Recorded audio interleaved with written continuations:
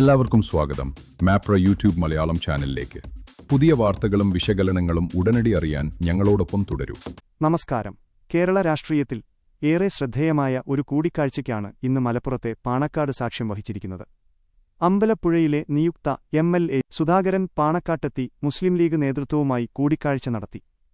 തന്റെ വിജയത്തിന് പിന്നിൽ പ്രവർത്തിച്ചവർക്ക് നന്ദി പറയാനാണ് സുധാകരൻ പാണക്കാട്ടേക്ക് എത്തിയത്. അമ്പലപ്പുഴ മണ്ഡലത്തിലെ തന്റെ മിന്നുന്ന വിജയത്തിന് പിന്നാലെയാണ് സുധാകരൻ പാണക്കാട് സാദിഖലി ശിഹാബ് തങ്ങളെ കാണാനെത്തിയത്. കുഞ്ഞാലിക്കുട്ടിയുമായും അദ്ദേഹം കൂടിക്കാഴ്ച നടത്തി. തിരഞ്ഞെടുപ്പ് വേളയിൽ അമ്പലപ്പുഴയിൽ മുസ്ലിം ലീഗ് നൽകിയ പിന്തുണയ്ക്കും തന്റെ വിജയത്തിനായി സജീവമായി രംഗത്തിറങ്ങിയതിനും ലീഗ് നേതൃത്വത്തോട് അദ്ദേഹം നേരിട്ട് നന്ദി രേഖപ്പെടുത്തി. രാഷ്ട്രീയത്തിനപ്പുറമുള്ള സൗഹൃദം പുതുക്കിയ കൂടിക്കാഴ്ചയിൽ വരുംകാലത്തെ വികസന പ്രവർത്തനങ്ങളെക്കുറിച്ചും അദ്ദേഹം നേതാക്കളുമായി സംസാരിച്ചു. തെരഞ്ഞെടുപ്പിൽ തന്നെ പിന്തുണച്ചവർക്ക് നന്ദി അറിയിക്കുക എന്ന മാന്യമായ രാഷ്ട്രീയ മര്യാദയാണ് സുധാകരൻ ഈ സന്ദർശനത്തിലൂടെ പ്രകടിപ്പിച്ചത്. സാദിഖലി തങ്ങളും കുഞ്ഞാലിക്കുട്ടിയും അദ്ദേഹത്തെ ഊഷ്മളമായി സ്വീകരിച്ചു. ഈ കൂടിക്കാഴ്ച വരും ദിവസങ്ങളിൽ കേരള രാഷ്ട്രീയത്തിൽ വലിയ ചർച്ചകൾക്ക് വഴിതുറക്കുമെന്നുറപ്പാണ്. അമ്പലപ്പുഴയിലെ സുധാകരന്റെ ഈ സന്ദർശനത്തെ നിങ്ങൾ എങ്ങനെ കാണുന്നു? നിങ്ങളുടെ അഭിപ്രായങ്ങൾ താഴെ കമന്റ് ബോക്സിൽ രേഖപ്പെടുത്തുക. കൂടുതൽ വാർത്തകൾക്കായി ഈ ചാനൽ സബ്സ്ക്രൈബ് ചെയ്യുക.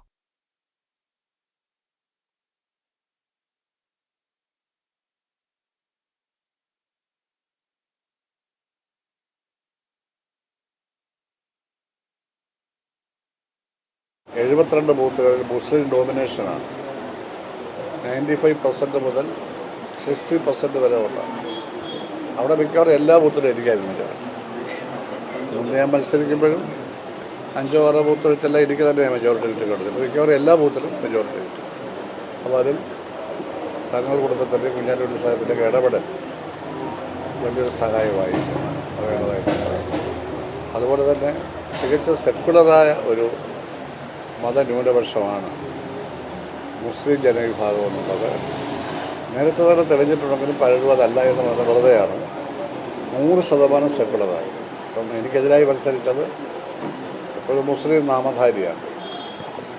അപ്പോഴാണ് എനിക്ക് ഏറ്റവും വലിയ മെജോറിറ്റി 22,000-ലേറെ ഉണ്ടെങ്കിൽ മെജോറിറ്റിയിൽ 72 മുസ്ലിം ഡോമിനേറ്റഡ് ബൂത്തിൽ ഭൂരിപക്ഷമായിട്ട് റിസൾട്ട് വന്നത്. അപ്പോൾ അത് അമ്പലപ്പുഴയിലെ മാത്രമല്ല, കേരളമൊട്ടാകെ ഹൈലി സെക്കുലറായ ഒരു വിഭാഗമാണ് മുസ്ലിം ജനവിഭാഗം. അത് നമ്മുടെ ചരിത്രത്തെ രേഖപ്പെടുത്തേണ്ട ഒരു കാര്യമാണ്, രേഖപ്പെടുത്തിയിട്ടുള്ളൊരു കാര്യമാണ്. അപ്പോൾ അതുകൊണ്ട് അദ്ദേഹത്തെ കാണാൻ കഴിഞ്ഞത് വളരെ സന്തോഷമാണ്.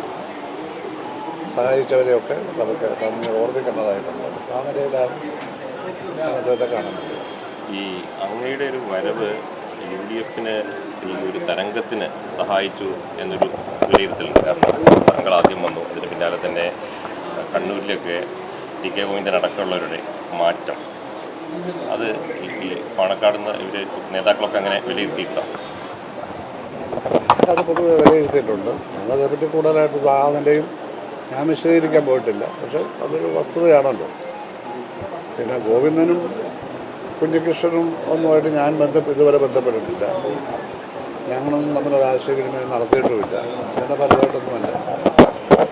ഞാൻ കാൻഡിഡേറ്റ് പ്രഖ്യാപിക്കുമ്പോൾ ആരുടെയെങ്കിലും പിന്തുണ ഉണ്ടാകുമെന്ന് പ്രതീക്ഷയില്ല. പക്ഷേ പെട്ടെന്ന് തന്നെ UDF കോൺഗ്രസ് മുസ്ലിം പിന്തുണ പ്രഖ്യാപിച്ചു. അത് വലിയൊരു പിന്തുണയായി, താങ്ങായി, തടലായി, അതൊരു വലിയ രക്ഷാകവചമായി.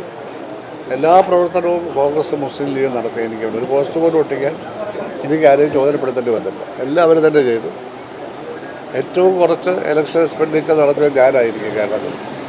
ആ നടത്തിയ എക്സ്പെൻഡിച്ചറിൻ്റെ 80% കോൺഗ്രസ്സാണ് ചെലവഴിച്ചത്. അവരാണത് ചെലവഴിച്ചത്.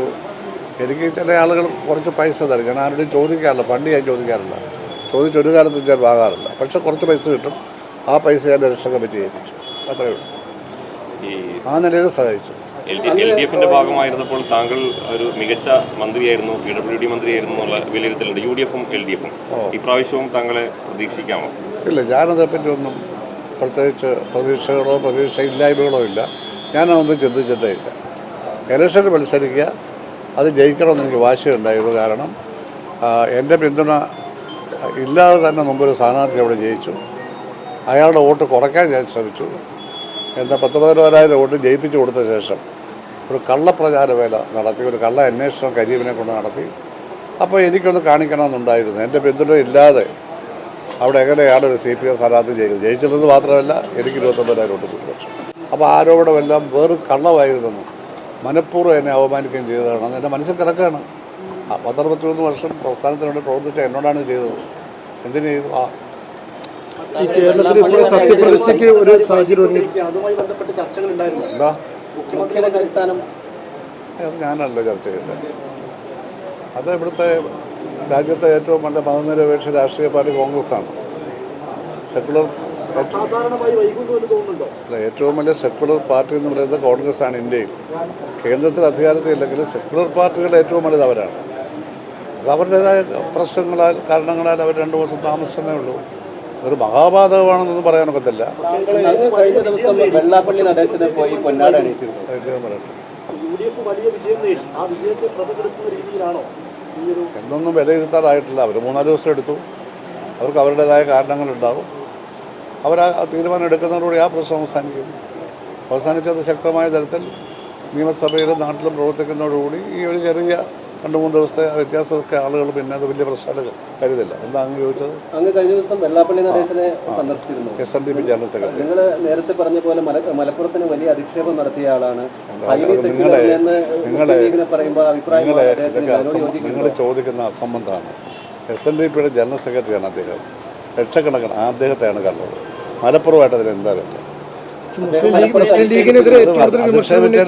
അച്ഛന് മറുപടി പറഞ്ഞോണം അതിന്. അതെന്ന് എല്ലാവരും പറഞ്ഞു. അധിക്ഷേപിച്ചതിന് മറുപടി പറഞ്ഞോളണം.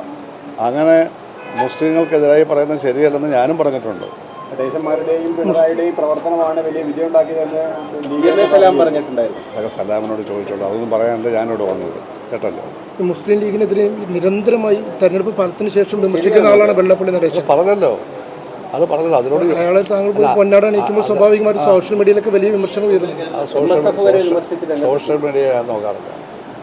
സോഷ്യൽ മീഡിയ നോക്കി ഞാൻ രാഷ്ട്രീയം പറയാറില്ല.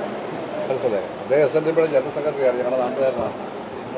പക്ഷേ അയാൾ അങ്ങനെ കമ്മ്യൂണൽ പരാമർശങ്ങൾ നടത്തുമ്പോൾ പരാമർശം നടത്തുമ്പോൾ അതിനെതിരായിട്ടല്ല, അതിനെയല്ല ആദരിച്ചത്. നിങ്ങൾക്കൊരു പ്രത്യേക ഉത്തരവ് കിട്ടാൻ വേണ്ടി എന്നോട് ചോദിക്കല്ലേ? നിങ്ങൾക്കൊരു പ്രത്യേക ഉത്തരവ് കിട്ടുന്നത് അതും പ്രതീക്ഷിക്കില്ല. അദ്ദേഹം SNDPയുടെ ജനറൽ സെക്രട്ടറിയാണ്. അല്ലെങ്കിൽ പോകത്തില്ലല്ലോ. അത്രയേ ഉള്ളൂ. ആ സ്ഥാനത്ത് ഇരുന്നാണ് അയാൾ ഇത്തരം ആ സ്ഥാനത്ത് ഇരിക്കുകയല്ലേ? ചുമ്മാ കഴിഞ്ഞിരിക്കുന്നതാണ്. ഇടയിലിട്ട് അതിന് മറുപടി ഇവിടെ പറഞ്ഞിട്ടുണ്ടല്ലോ. ആ പരാമർശത്തിനെല്ലാം മറുപടികൾ വന്നിട്ടുണ്ട്. അത് ശരിയല്ല എന്ന് കേട്ടല്ലോ. Thank you.